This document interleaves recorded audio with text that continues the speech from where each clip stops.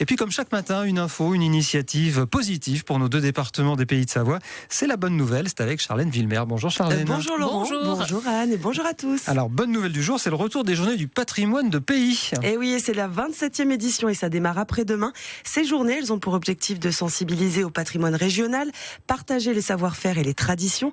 Associations, collectivités, musées, écomusées, artisans ou encore particuliers sont invités à ouvrir les portes du patrimoine local autour du thème de l'année, Terre à Terre.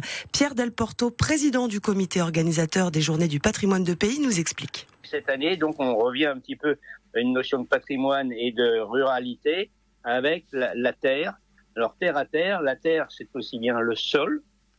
Donc, on explique le sol, la constitution des paysages. On explique aussi bien quoi sert la terre, par exemple, à faire de l'argile pour de l'art. La terre, c'est le jardin aussi. C'est la forêt, se promener en forêt. On a une multitude d'activités liées à ce thème terre à terre. C'est l'occasion de participer à des démonstrations ou de découvrir un moulin, un monument encore inconnu et pourtant juste à côté de chez soi.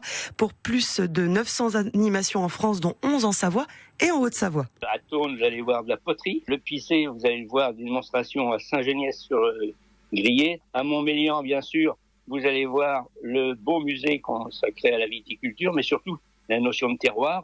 Montmélian, c'est une des plus belles collections de cépages de vignes. Et puis, il y a aussi les cloches à Châtel, des démonstrations de bois un peu partout.